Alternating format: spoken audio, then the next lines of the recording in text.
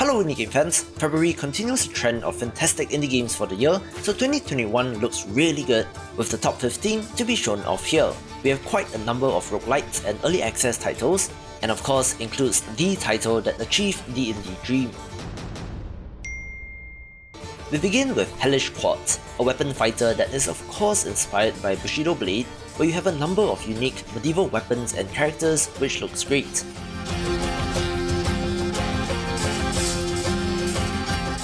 There are currently 5 out of 12 playable characters and 6 out of 12 arenas, with a full story mode to be added in the full release.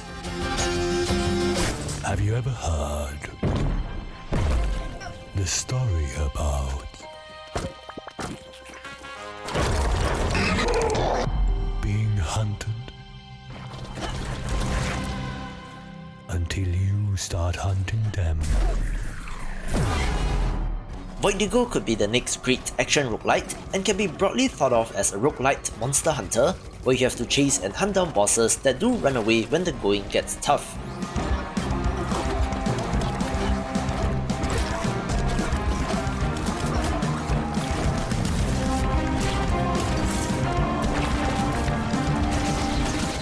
Not as annoying as it sounds, the minute-to-minute action feels great, with more than one comment saying that this is the second coming of Nuclear Throne, and while I wouldn't go quite that far just yet, certainly a game of interest.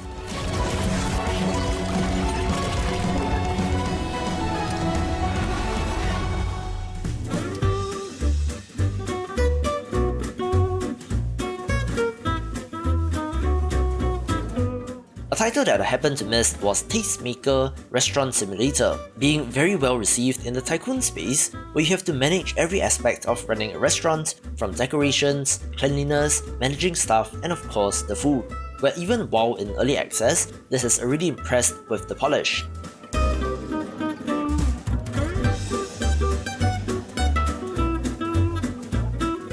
Early access is planned for a year, with additional features like gardening, barbecue, more management options and more guest characteristics, so certainly one for fans of the genre.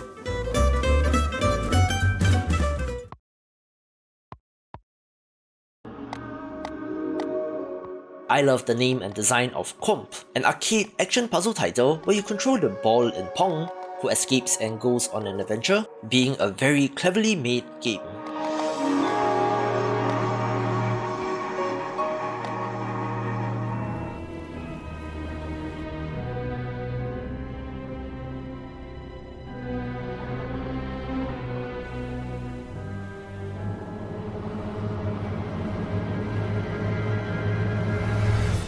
I was looking forward to the 3D action platformer Blue Fire, since the action looks fantastic with a cool look and a little bit of a Hollow Knight vibe, and I'm glad to report that it did not disappoint.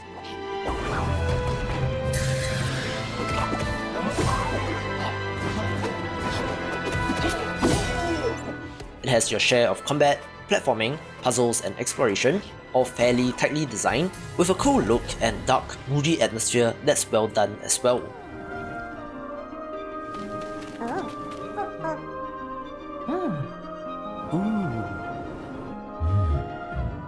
One thing to note is that I have seen some people getting horrible flashbacks to Path of Pain due to the platforming sections, which can be real tough, but once you get used to the controls, it simply feels great to play.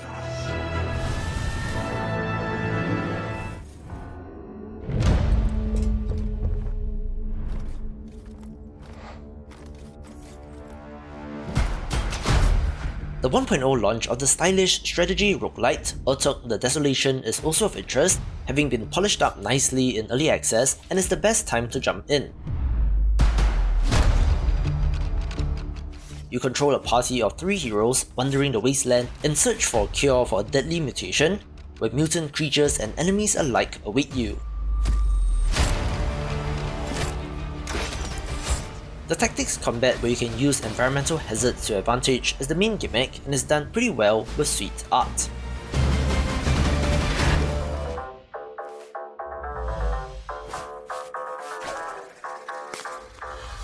Superhot meets Slay the Spire, meets Into the Breach and John Wick, describes fights in tight spaces, being a roguelite tactics martial arts deck builder with a minimalistic art style, so yes, yes, yes and yes.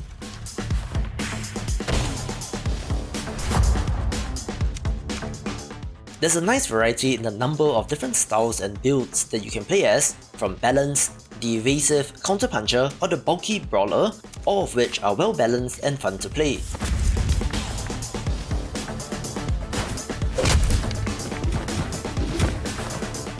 If you know anything about me, of course this will be my jam, with early access planned for less than a year, with a new character class, enemies, bosses, levels and more to be added, but the current version easily has about 40 hours of gameplay, so a good time to pick this up.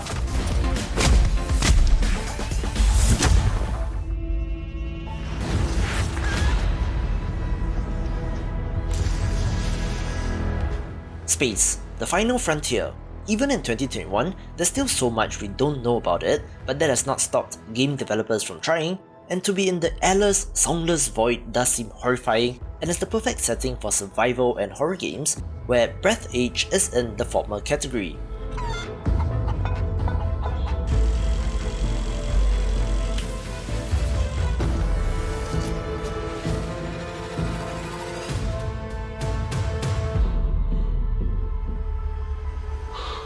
Play as a man who finds himself in the middle of a galactic conspiracy, having to stay alive among the debris and wreckage of space. I think that it's very cleverly designed due to the setting, and since it has been described as Subnautica in space, a no-brainer for fans of the genre.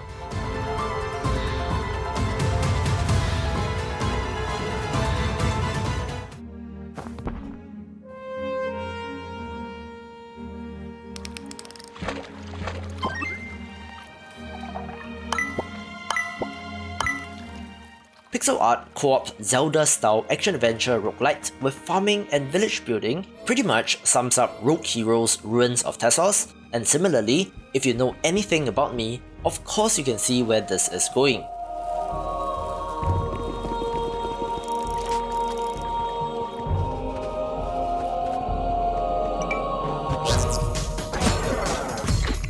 The action feels good, upgrades and progression systems compelling, and a decent look as well, so it does check many of the boxes that I look for in games.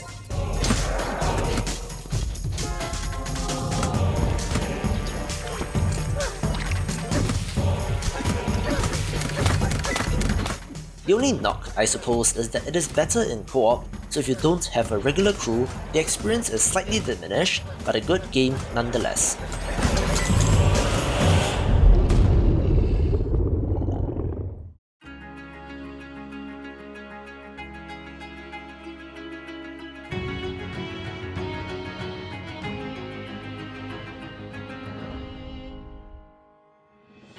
I love the Sierra classic Referral, so of course Nebuchadnezzar was of interest since it is very similar in many ways, and it's no wonder that it shows up on a list like this.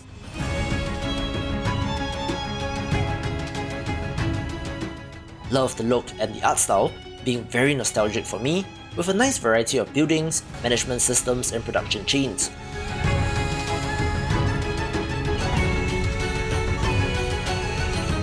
However, if you are hardcore into the genre, you will certainly notice some flaws or lack of certain features, but I do think that it's good right now, with more content to come in the post-launch patches.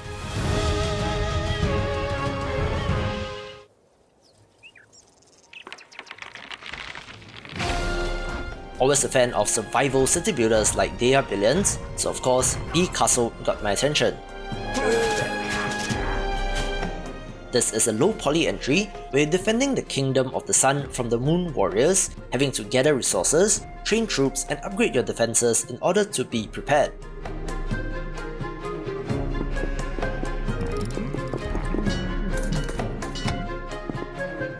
A little bit more RTS-like in nature, so it will be familiar to fans of Age of Empires, but there are some tower defense elements as well, like mazing, which can be used to great effect.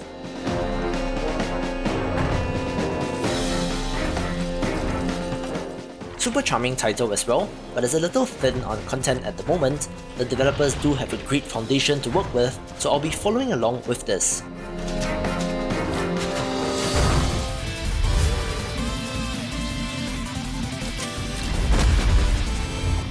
Just look at this amazing animated trailer for the roguelite Mega Man-like 30XX.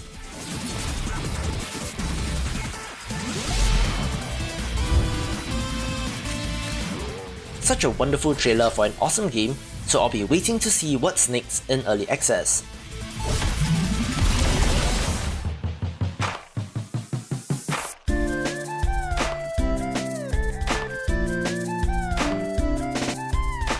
One of the surprise hits of the month is Rhythm Doctor, a one-button rhythm game which has gotten over 5,000 Steam reviews, which is certainly an accomplishment, even more so because it's not that common for a rhythm game.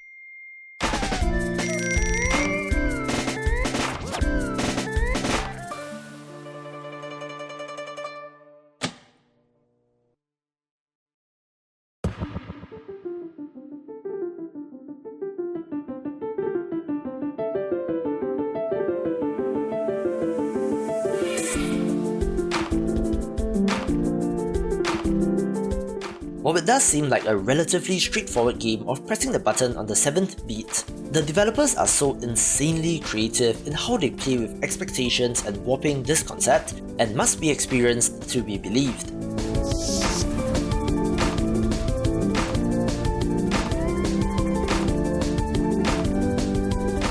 One of the main developers is also from Malaysia, so Southeast Asia represent, and of course I'm very happy to see the success of this.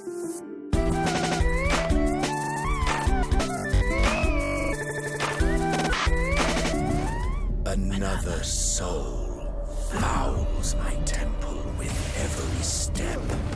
Tell me, pretender, can a man kill a god? I love my action roguelite, so of course, the 1.0 release of Curse of the Dead Gods will be of interest. What is the price of ascension? Delve into ancient temples seeking wealth, power and immortality, with the expected challenge, variety and replayability for the genre. How many sacrifices until you realize the divine is out of reach? I love the art, which is distinctly not like Hades, as some of you did mention, and furthermore, since I was enthralled by Aztec or Mayan culture when I learned of it as a kid, the setting here was excellent as well. A no-brainer for roguelite fans, this is up there in contention for Indie Game of the Year.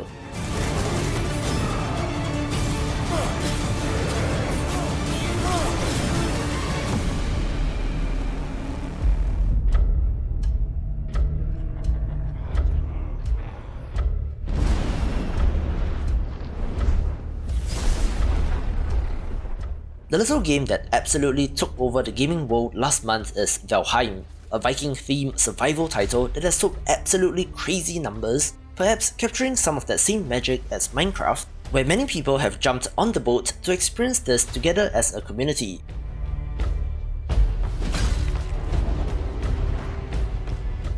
I think that the process of figuring stuff out and discovering gameplay systems is one of the most wonderful parts of games, even better when you're discussing and sharing tips with friends, so this has a natural hook built in.